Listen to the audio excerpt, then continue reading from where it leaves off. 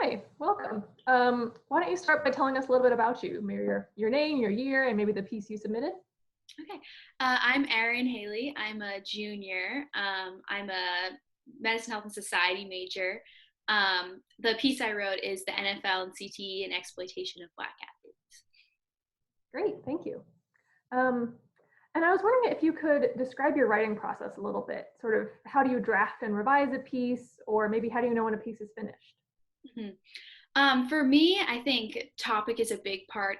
Choosing a topic is a big part of the writing process for me since I'm a pre-med student. So I'm typically very much more geared towards science and like kind of math, problem solving, that kind of thing. So the writing process is actually not a very, it's pretty labor intensive for me. And so one of the key parts of figuring that out is making sure that I choose a topic that I'm really invested in, like to keep me motivated and to keep me focused and everything. I'm also a really big like outline person. I like make a very, very, very detailed outline before I actually begin writing the paper, like with full sentences and everything, because I'm very, very big on organization. I always, if nothing else, I want my papers to have a very logical flow, and the body paragraphs to make sense and be very clear what each one's about, and how that like adds to my overall message for the paper.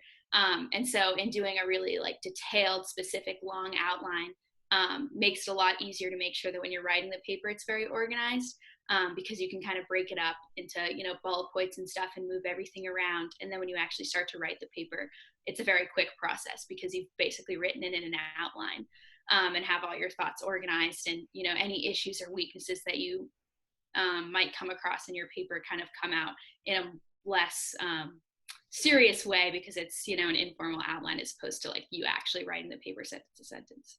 Mm-hmm. And do you find that when you make a really detailed outline, it means you spend a bit less time revising, or do you still spend a lot of time revising? I would say I spend less time revising the actual paper because I spend so much time revising the outline. The outline goes through a billion different forms before I get to the end, like deleting paragraphs and moving paragraphs to the bottom and stuff like that. Just visually for me, it's easier to see when it's in sort of a bullet point or Roman numeral kind of fashion, than when it's in an actual paper. So I have a pretty clear idea of how I want to set up everything, before I start writing the paper. So it helps for there to not need to be as much revision afterwards, except for things like, of course, grammar and sentence structure. An issue that I run into a lot with my writing is that I try to make it very conversational, just because I want the sentences to flow well, but sometimes that ends up in like very convoluted sentence structure. And so that's something that I'll have to go back and revise a lot upon, actually writing the paper. But in terms of structure and organization, usually I get that done in the outline. Nice. And then what about how do you know when a piece of writing is finished? Yeah, that's a tough one. I feel like every time I've ever written a paper, there's always something that I feel like there's a hole that I find like after I've read it another time or something like that. Frankly, with a lot of my academic stuff, it's just time. I'm like, all right, I don't have enough time to take another go at this. So you kind of have to force yourself to be satisfied with it, even if you are kind of nitpicking. Something I try to remind myself of a lot is that like, because I know the paper so well, I can see all the tiny, tiny little things that could make it better that, if you've just read it one time, you wouldn't see that, or it's not necessary to get the message or that the paper's trying to give across. So for me, for that, I think is a like peer review type situation. If I have a peer read it and they don't have any obvious holes where they're like, I don't really understand your logic here, or something like that, then I can kind of feel like it's finished, because if someone else can read it like one pass and understand the whole point of it, then it's probably good to go. Yeah, I like that technique. Sort of if everything is understandable and you're doing it at the time, then it's done. Yeah. It's so hard with writing because it's never totally done, right? Like you could Yeah. always be changing or fixing something. So having that line, I think, is always good for writers to keep in mind. Yes, for sure. So you mentioned at the first question that choosing topics is really important for you. How do you generally go about picking a topic for a paper, or say for the paper for the symposium specifically? Yeah, so the kind of process I went through to pick this specific paper is pretty similar to how in an ideal situation I try to pick topics. So I wrote about football and the NFL and kind of the draft process, high school process, how Black players are kind of funneled into disadvantaged positions throughout their football careers and in the NFL itself. And I kind of chose that topic because I'm a very big football fan, college football, NFL football, sports generally. And so when I had the opportunity, or was given the assignment to write a final paper for this class, it was in a society of medicine class for MHS. I was like, the best way to keep myself motivated for this is to choose a topic that I really like that will keep me engaged. And there were some mechanisms that I kind of already had in the back of my mind based on things that I had seen happen over the course of the season in the league that I thought might lend itself to a paper in that genre of society of medicine. So that's kind of how I chose that topic. But I try to do that with any paper I choose, basically, like anything that I already have as a hobby or something, or an interest that I have that other people might not have, a perspective that I have that other people might not have, because it's beneficial as other people are kind of gaining a new perspective or seeing something in a different light that they might not know about. But also in that it's something that's already interesting to me. So I don't mind doing, nitty-gritty research and revising it and rewriting about it. And a paper, it's basically like you're having a conversation about one topic for like such an extended period of time. So you want it to be something that you're really interested in. And so that's something I always kind of try to do, of course, with like paper assignments and, school. Sometimes you don't have as much leniency with that, but whenever you can kind of like grab a hold of one part of class or something that you thought was really interesting that you wouldn't mind talking about for as long, even if it's something that might be harder to write about, I think it's better to go that way because at least you'll stay motivated and like determined throughout the whole process of it. Yeah, I think it's just so important to pick topics that you're passionate about, or Yeah. that are interesting to you. Maybe you can't be passionate about every paper you write, but at least that are interesting to you. Yeah. Yeah, and to sort of be percolating on what you could possibly write a paper on through the course of a semester, I think is a really good tactic. Even if you don't quite know what it's going to be, to just think about things that are really interesting to you. I think that's a great strategy. Yeah, and with this paper in particular, we had a discussion in the class earlier on. It was for a different assignment, for like a group project assignment, where somebody in one of my groups had mentioned an idea about race in sports, and how it kind of applied to the concepts of like medicalization and things that we had been talking about, and how that is influenced by social and like cultural biases. And so I was kind of like, oh, that's a really interesting point. And then I hadn't really thought of it again until this paper came up. And so it was nice to be able to kind of say, oh, like I remember that one tidbit that we talked about in that group project, to kind of pull that back in to bring into a bigger project like the final. Yeah. So a lot of writers struggle with writing introductions and conclusions. They're kind of weird pieces of writing, So how do you generally approach those in your paper?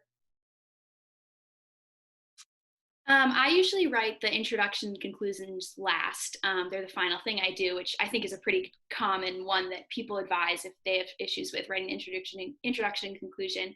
But yeah, I always choose to write those last, with the exception of the thesis, which I kind of write as I write the paper, which is a little interesting, I guess, just because I find that things come up as you're writing it and as you find more research and stuff. So it kind of changes the angle that you might take, or the specific way that you might phrase it, or the evidence that you might want to choose to use.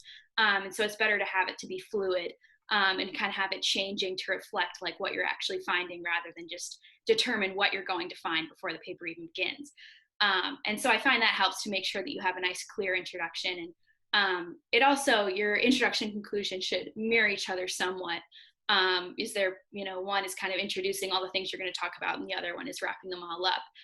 So it's nice to write them at the end, because you can kind of look at them both together and make sure that they bookend each other well, and that they also covered everything you talked about and are consistent with each other in terms of the point they're trying to make. So that's my like big strategy usually, is to just write them at the end after everything else is done. Yeah, I do the same thing with my theses. I sort of have a working thesis and then I change it. It looks pretty different by the time the paper's actually done.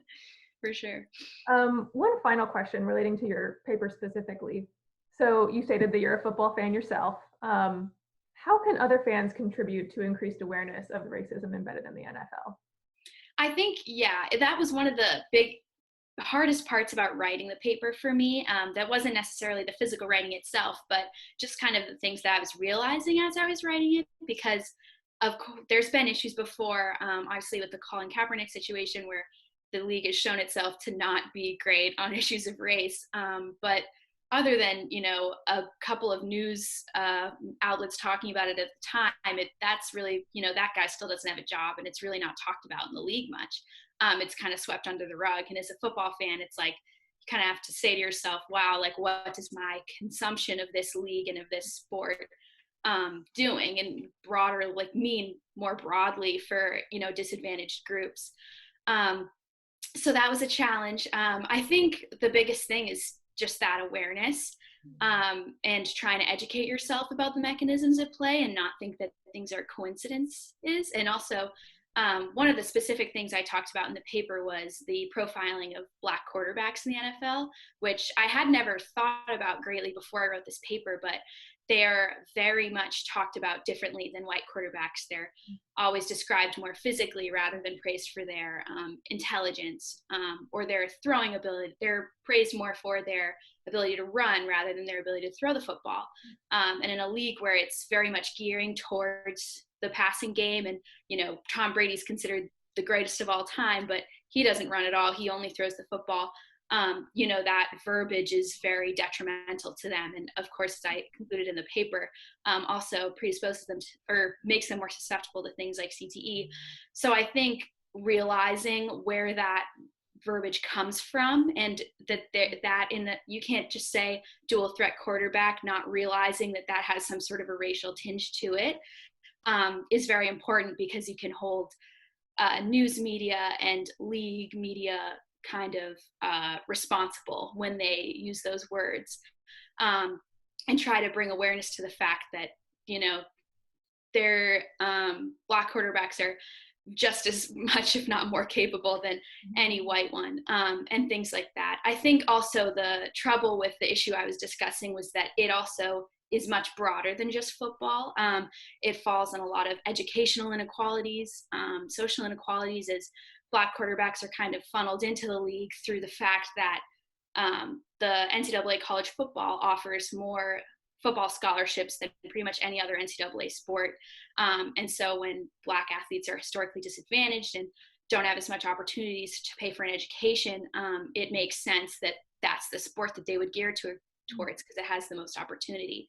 And so, you know, those racial and economic inequalities also have to be addressed in order to kind of address the issue that you see specifically in the NFL. But I think for fans, it's very important to, like, hold media responsible for kind of the ways that they talk about Black athletes, hold the league herself responsible. It's very challenging to pull yourself away on Sundays if there's a big game that you want to watch or something. But I think if there are big examples of inequalities or, you know, grievances that are happening against minority groups, you have to take that stand if you really want to call yourself, you know, a responsible citizen. Yeah, I think those are all great strategies. You know, awareness first of all, and trying to find the root causes of the problem, and then to hold media accountable. I think those are really useful. So thank you very much for submitting your paper and for agreeing to this interview. Thank you.